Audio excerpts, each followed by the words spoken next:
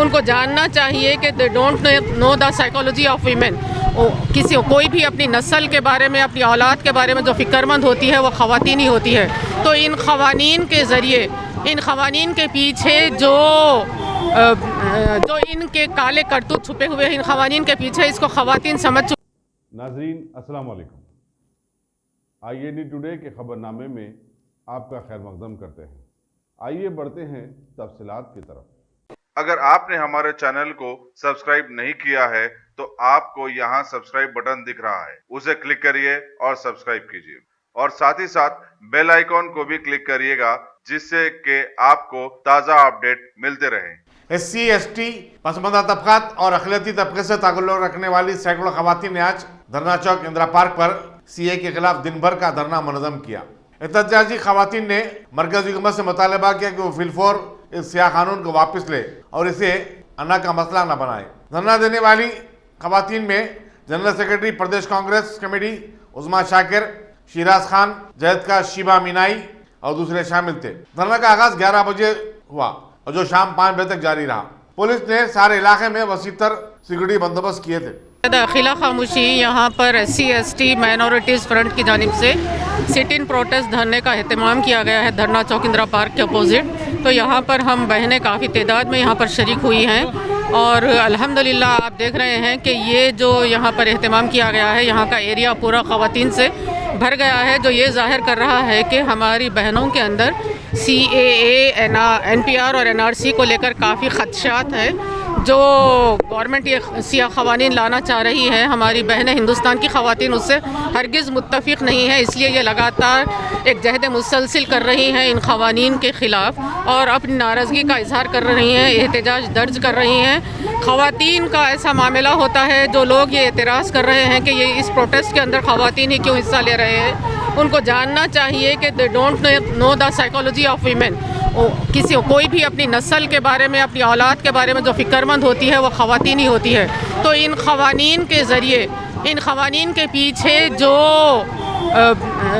इनके काले करतूत छुपे हुए हैं, इन ख़वानीन के पीछे इसको ख़वातीन समझ चुकी हैं और अपनी नस्लों की बक़ा के लिए, अपने मादर वतन में इज़्ज़त और शान की ज़िंदगी गुजारने के लिए आज ख़वातीन मैदान अमल में आ गई हैं। और ये हमारा एहतजाज उस वक्त तक जारी रहेगा जब तक कि ये क़वानीन को रोल बैक नहीं किया जाता है, या फिर आवाम अपने बाइकाट के ज़रिए इसको बता देगी कि आप कुछ भी कर लो लेकिन आवाम इसका साथ नहीं देंगे। NPR के लिए एन्यूमरेटर जब घरों पर आएंगे तो आवाम उनका साथ हरगिज़ नहीं देंगे। इस तरीक़े से हमारा अपना एहतजाज ये कामयाब होगा इंशाअल्लाह ताला। इसमें SC ST BC आदिवासी माइनॉरिटीज़ के फ्रंट से ये धरना मुनक़द हो रहा है। इसमें हम तमाम शहर के ख़वातीन पूरा शरीकत करने के पूरी तरीके से यहाँ पे आए हैं और आते रहेंगे जब तक इसका वक्त है। ये परमिशन के साथ चल रहा है। उसके बाद हम देख रहे हैं कि हमारे पुलिस के भाई और बहनों के बहुत ज़्यादा तादाद में यहाँ मौजूद रहना हमारी सेफ्टी के लिए हम समझते हैं और हम इस धरने को जारी रखेंगे, ये प्रोटेस्ट जारी रखेंगे जब तक CAA, NRC, NPR वापस नहीं जाता। कि अभी मैं एक वीडियो देख रही थी, हमारे महमूद अली साहब बता रहे हैं कि NPR के लिए उनको कोई मुश्किल नहीं है। शायद उनको मुश्किल नहीं होगा, लेकिन हम आवाम कहते हैं कि हमको NPR नहीं चाहिए किसी भी नाम से, कि अगर सेंसस है तो सेंसस के एक्ट के तहत आए। NPR के नाम के साथ हम काबिल कबूल नहीं करते इसको। यहाँ तेलंगाना में भी बहुत भारी एतबार से यहाँ प्रोटेस्ट होगा इसके लिए, क्योंकि हम CAA की बात तो हम नहीं कर रहे, लेकिन अभी NPR 1 अप्रैल से लागू होने के लिए आप लोग ऐलान कर रहे हैं, बार बार हमारे सामने आ रहा, उसको लेके हम पूरा आवाम परेशान है, गुस्सा है और इसको रोकने के लिए हम अपने पूरा जान लगा देंगे। ये भी हम कहते हैं। KCR साहब से कहते हैं आप असेंबली जब मुनक़िद होता उस वक्त हमको रेजोल्यूशन के साथ बताइए कि NPR हमारे पास नहीं होगा, तब जाके हमारा ये प्रोटेस्ट रुकेगा। वरना तो हम ख़वातीन आज तो थोड़े तादाद में वहाँ यहाँ नज़र आ रहे परमिशन के साथ। कल के दिन पूरा तेलंगाना शाहीन बाग बनेगा, ये होगा, ये होके रहेगा, क्योंकि ये हमारा आखिरी निर्णय है, आखिरी हमारा गुस्से का इज़हार करने का एक तरीका है साइलेंट प्रोटेस्ट। ख़वातीन जब शाहीन बाग बना दी है, ना उनके पास ना पत्थर होगी, ना उनके पास कोई वेपन्स होगा, ना उनके पास कोई राइफल होगी। खाली अपने घर से निकल के आकर बैठने से आपको अगर डर लगता है तो इसी डर के ज़रिए हम अपने आप को मनवा सकते हैं, गवर्नमेंट को हिला सकते हैं। जब सेंटर के लोगों को कर सकते हैं तो तेलंगाना में क्यों नहीं कर सकते।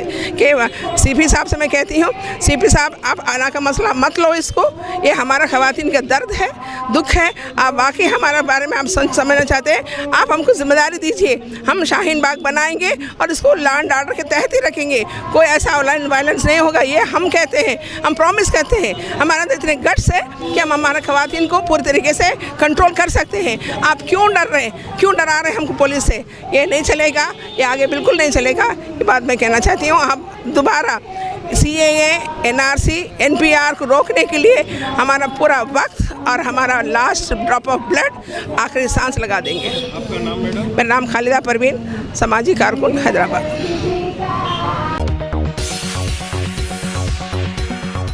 आदिलाबाद में एक 2 व्हीलर को कार की टक्कर हो जाने के नतीजे में एक ज़ईफ जोड़ा हलाक हो गया। यह हादसा सुबह अंद्रवली मंडल में पेश आया। 50 साल वी अंजी और 45 साल लक्ष्मी गुंटू के रहने वाले थे और सड़क के किनारे ठेले पर क्रॉकरी का सामान बेचा करते थे। पुलिस ने एक मुकदमा दर्ज करते हुए तहकीकात का आगाज कर दिया है। लाशों को Rajiv Gandhi institute of medical sciences के मुर्देखाने में महफूज कर दिया गया है।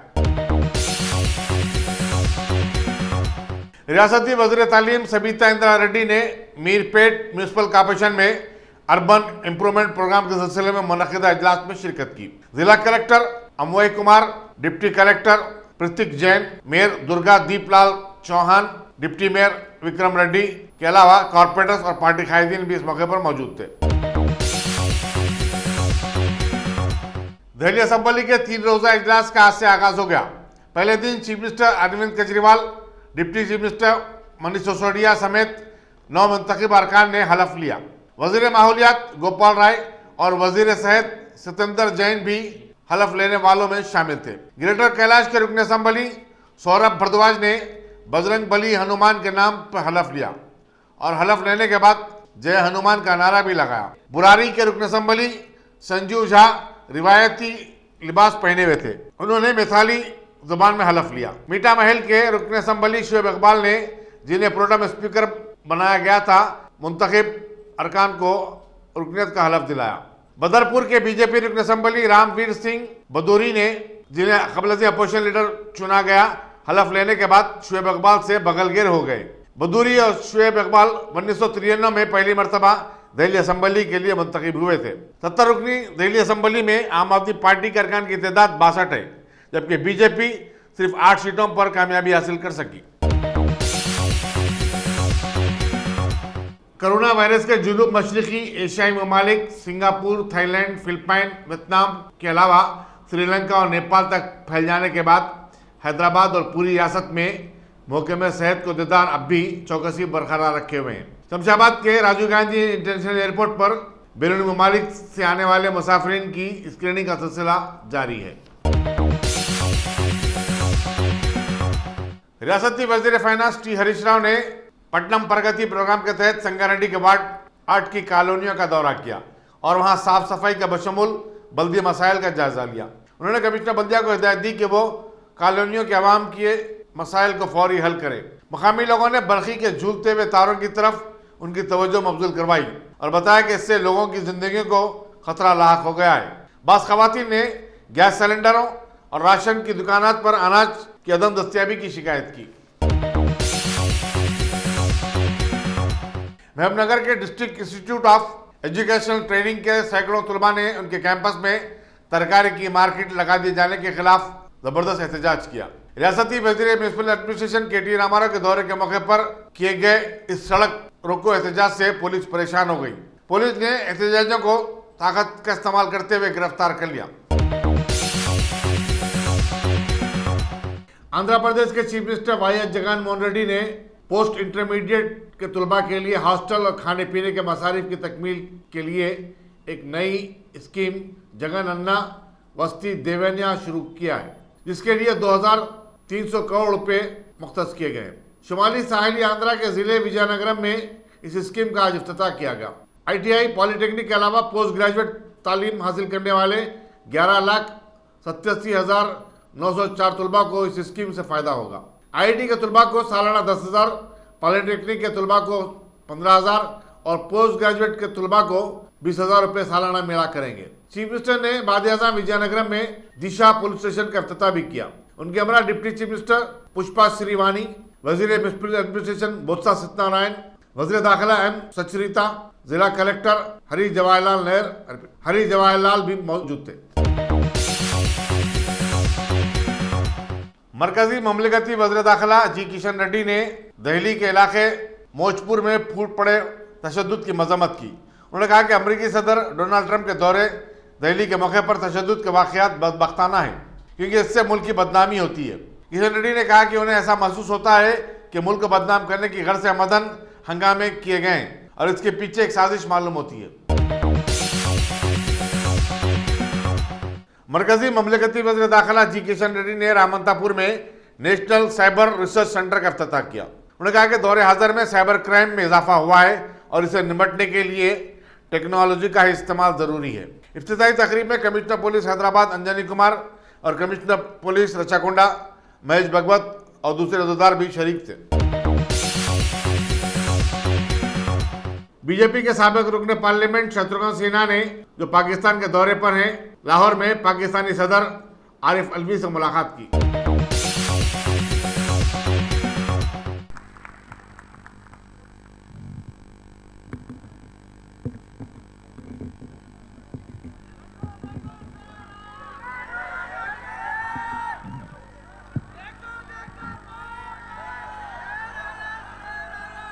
मित्रों,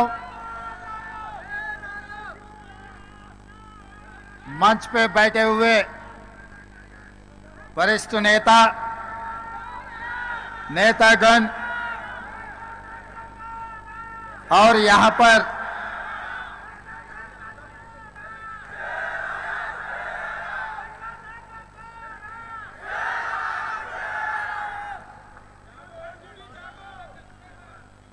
दोस्तों, यहां पर मौजूद हुए जो हिंदुस्तान के हकदार हो, हिंदुस्तान आजादी के लिए जो लड़कर अंग्रेजों से छीन लिए अपने आजादी को,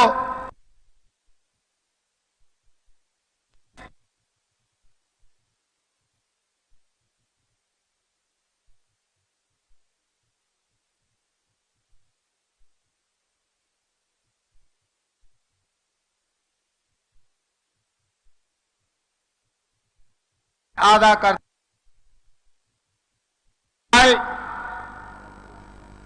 आज जो डेमोक्रेसी के बारे में 70 साल के बाद और एक बार सब मिलके बैठकर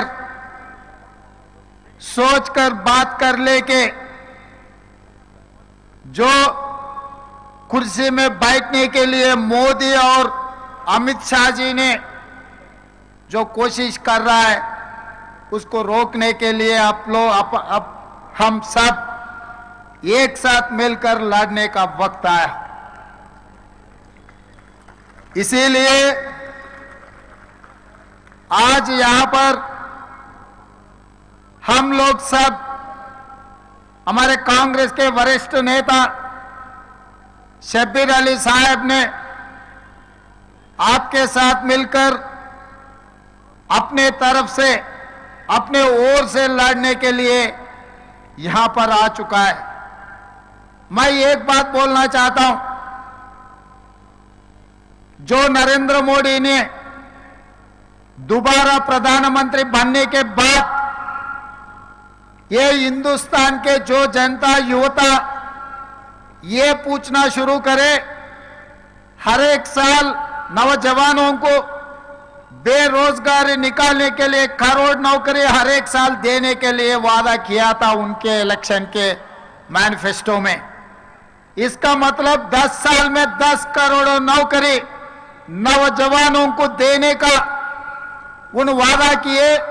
ये हिंदुस्तान के नौजवानों नौकरी के बारे में पूछना शुरू किए तो वो नौकरी नहीं दे सका। उसके अलावा नोटबंदी किए, जीएसटी लाए, उसके वजह से पूरा हिंदुस्तान तबाह हो गए, गरीब लोग जीना नामुमकिन हो गए। तो उसको जो लोग सोचने में नरेंद्र मोदी और अमित शाह दोनों का तकलीफ शुरू हो गए, इसीलिए हिंदुस्तान को तोड़ने में लग गए उन लोग। पहले कोशिश किए ट्रिपल तलाक के, उसके बाद आर्टिकल 370 के, उसके बाद अयोध्या मामला उठाए। फिर भी हिंदुस्तान एक साथ में मिलकर मोदी और अमित शाह के खिलाफ लड़ना शुरू करे। उसके बाद क्या जो सिटीजन अमेंडमेंट एक्ट लाए, फिर भी वो कामयाब नहीं हुए। आज के तारीख में एनआरसी एनपीआर लाके हिंदुस्तान में हिंदू मुसलमानों के बीच में लड़ाई कर रख के उनका जो कुर्सी बचाने के लिए कोशिश कर रहे, उसके जाल में कोई भी गिरने के लिए तैयार नहीं है। हिंदू मुसलमानों मिलकर हिंदुस्तान को और मजबूत करके एक साथ में रहकर नरेंद्र मोदी अमित शाह के खिलाफ आवाज उठाने के लिए आज हैदराबाद में निजाम नवाब डीएसओ, जो हैदराबाद में हम लोग सब मिलकर इकट्ठा होकर मोदी और अमित शाह के खिलाफ आवाज उठाने के लिए यहां पर मौजूद हुए।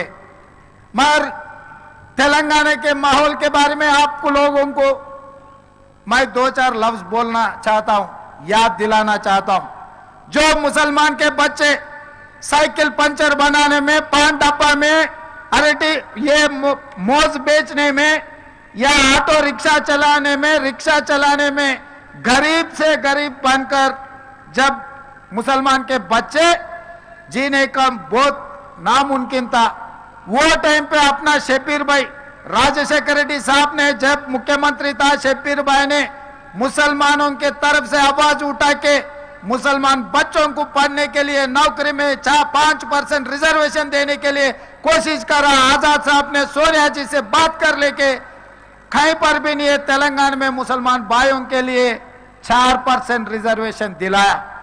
ये 4% रिजर्वेशन के वजह से आज 1000 लोगों इंजीनियर, डॉक्टर, लॉयर बन के मुसलमान के जो बच्चे जो पढ़े लिखे सो वाले को आज पढ़े लिखने के लिए कॉलेजों में उन लोगों को एडमिशन हो रहा है, उन लोगों को नौकरी मिल रही। वो टाइम पे जो 2014 में अपना केसीआर साहब ने ये कहा शादनगर में 4% नहीं मुसलमान भाइयों 12% है, ये 12% रिजर्वेशन 4 महीने में आप लोगों को दिलाने के लिए उन वायदा किया था 2014 में। मैं आज मुसलमान भाइयों को यह पूछना चाहता हूं, 6 साल गुजर गए, क्यों केसीआर साहब ने 12% रिजर्वेशन नहीं दिए?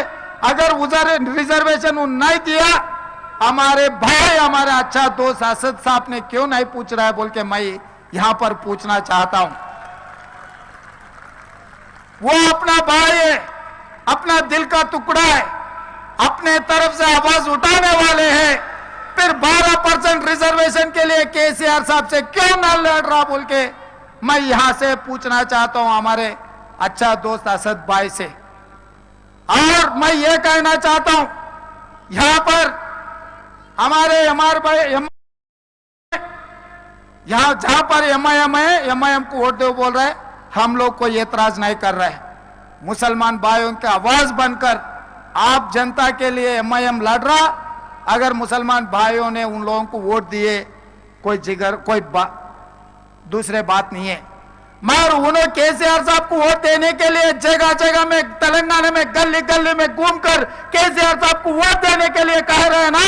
आज के तारीख में केसीआर साहब ने नोटबंदी में मोदी के साथ जमा हो गए, जीएसटी में मोदी के साथ जमा हो गए, वाइस प्रेसिडेंट इलेक्शन में मोदी के साथ जमा हो गए, प्रेसिडेंट के इलेक्शन में अमित शाह के गोद में बैठ गए। जो नोटबंदी में यही असेंबली में मोदी और अमित शाह को तारीफ किए, एनआरसी में उनके मदद करने के, वो ट्रिपल तलाक में मोदी को मदद दिए, 370 में मोदी को मदद दिए, अयोध्या में मोदी को मदद दिए। मैं ये पूछना चाहता हूं, जो आदमी मोदी के गोद में बैठ रहा है, वो आदमी को मुसलमान वोट दिए तो वो जाकर किसके गिरवी रख रहा है, आज के तारीख में आप लोग सोचने का वक्त आया। यहां पर दिखेगा मुसलमान भाइयों को वो कार दिखेगा, आप कार के निशान पे वोट डाल रहे बोल के आप समझ रहे। हैदराबाद में, तेलंगाना में वो कार दिखेगा, दिल्ली जाते ही वो कमल बन जा रहा है। वो किसने रोकना है? ये है नहीं, आप सोचो। अगर यही तेलंगाना में हमारे पार्लियामेंट में अगर 12-13 लोगों को कांग्रेस पार्टी के मेंबर ऑफ पार्लियामेंट को जिताए तो ये एनआरसी एनपीआर को हम लोकसभा में रोकता था, लड़ता था, आपके तरफ से आवाज उठाते थे हम लोग। मगर आप वोट दिए, आपके दुआ केसीआर साथ में था, इसीलिए वो चीफ मिनिस्टर बने और एमपीओं को दिल्ली भिजा के मोदी को मदद दे रहा है। खतरा कहां से आ रहा है? आप सोचो। आप जो वोट दे रहा है वही वोट से अपने को खतरा बन रहा है, अपने गला काटने के लिए कोशिश कर रहा है केसीआर साहब ने। यह कैसे रोकना?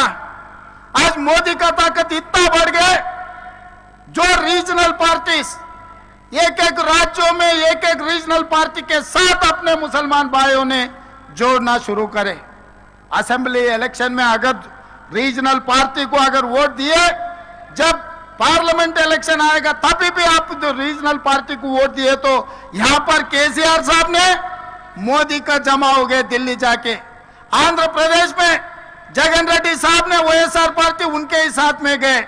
ऐसे हर एक जगह में जो रीजनल पार्टी वहां के माहौल देखकर अगर आप रीजनल पार्टी को वोट देते गए तो मोदी का ताकत बढ़ते जाएगा।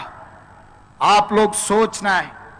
मैं किसी के खिलाफ नहीं बोलना चाहता हूं, मगर हकीकत यह है कि जिस दिन मुसलमान भाइयों ने कांग्रेस पार्टी को छोड़ दिए, उसी दिन से मुसलमान भाइयों का तकलीफ शुरू हो गए। कांग्रेस पार्टी के तरफ से देश का राष्ट्रपति 2 बार मुसलमान भाइयों को बनाया कांग्रेस पार्टी। कोई बनाया क्या हिंदुस्तान में कोई मुसलमान को? यह देश से सबसे बड़ा कुर्सी, राष्ट्रपति कुर्सी में मुसलमान भाइयों को बिठाए सो पार्टी कांग्रेस पार्टी है नहीं। आप लोग सोचो। न्याय शाखा मंत्री सलमान खुर्शीद साहब को वो मिनिस्टर बनवाए। आंध्र प्रदेश जब कंबाइंड था, यहाँ के कांग्रेस पार्टी के सदर कमलनाथ को, जो कमालुद्दीन साहब वरंगल के कांग्रेस पार्टी के सदर साहब ने बनाया कांग्रेस पार्टी। आज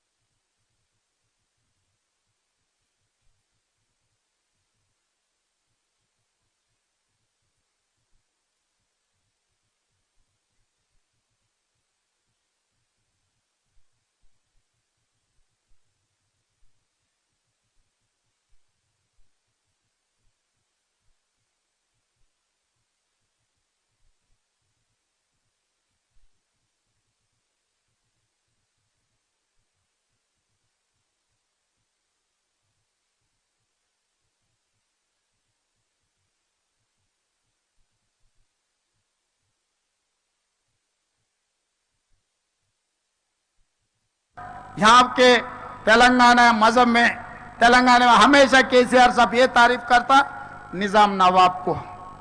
आज के तारीख सबको मालूम होगा, निजाम नवाब के आज के इंतकाल हो गए 100 दिन। जब तक चीफ मिनिस्टर नहीं बना, उन वहां पर जाके पुल चढ़ाता था। आज मुख्यमंत्री बने, क्यों नहीं चढ़ाया भाई? मैं पूछना चाहता हूं। निजाम नवाब की इतना तारीफ कर रहे हैं ना केसीआर साहब ने, जब तक कुर्सी में नहीं बैठे निजाम सरकार उनको याद आया।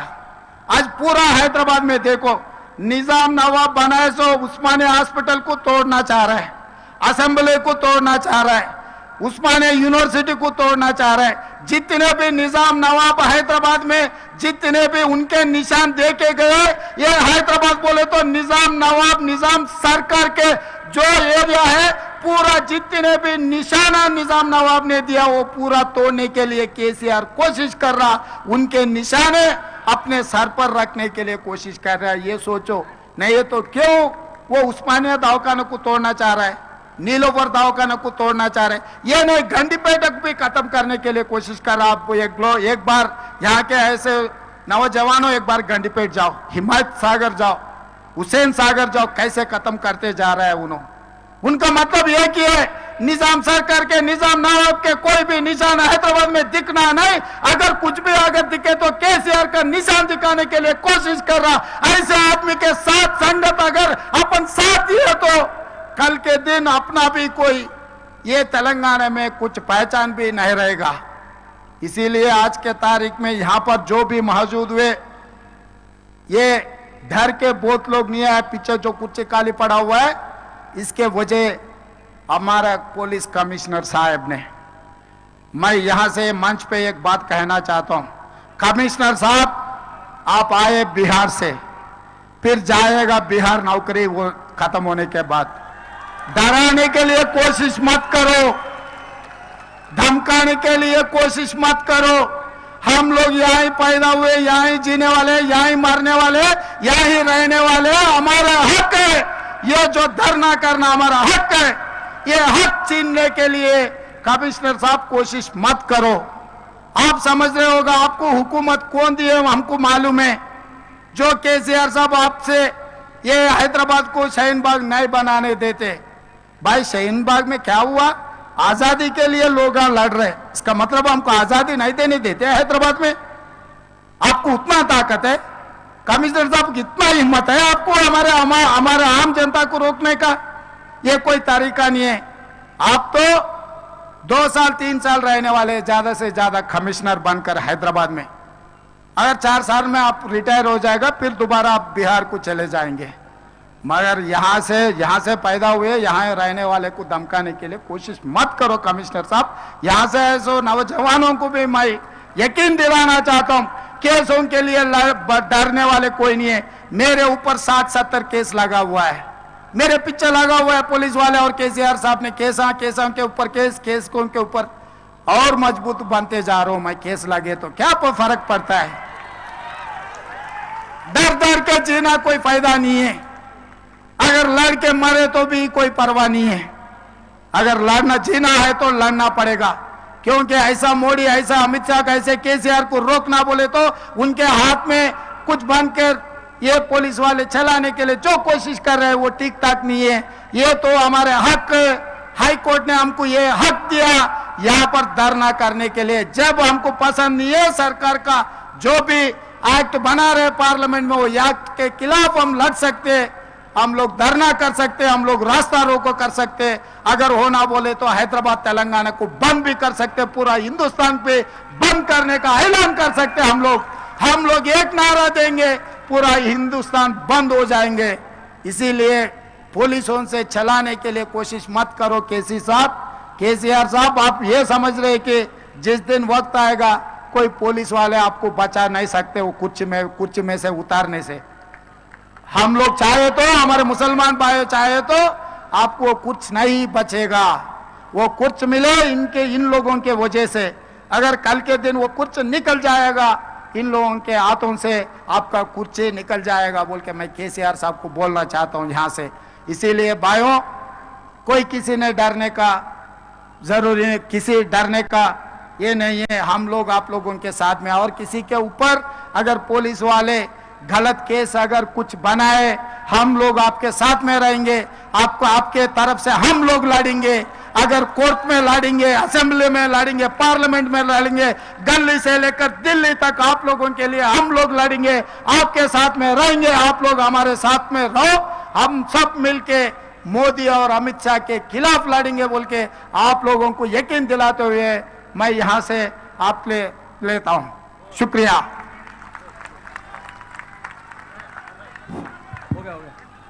बहुत बहुत शुक्रिया जनाब रेवंत रेड्डी साहब। रेवंत रेड्डी साहब को कुछ अहबाब मोमेंटो पेश करते हुए अब मैं जनाब गौस साहब मोमेंटो पेश करते हुए नहीं बस चार मीनार पेश करते हुए ताकि इस चार मीनार की गंगा जमुनी बरकरार रहे, तहजीब बरकरार रहे। अब मैं बिला किसी A1 टाउनशिप की एक और नई पेशकश जहांगीर पीर दरगाह से 2 किलोमीटर पहले मल्टीनेशनल कंपनीज के करीब, जो कि बिल्कुल आबादी से लगा हुआ, बेंगलोर हाईवे से सिर्फ 5.5 किलोमीटर, बीटी रोड से लगा हुआ, तमाम डेवलपमेंट के साथ 5,50,000 में 100 गज का प्लॉट। A1 टाउनशिप में आपका ये छोटा सा इन्वेस्टमेंट आपका और आपके बच्चों का मुस्तकबिल बदल सकता है। आज ही तशरीफ लाएं और A1 टाउनशिप के इस प्रोजेक्ट से फायदा उठाएं। Office at pillar number 235 opposite fisheries department, Rajendra Nagar, Hyderabad.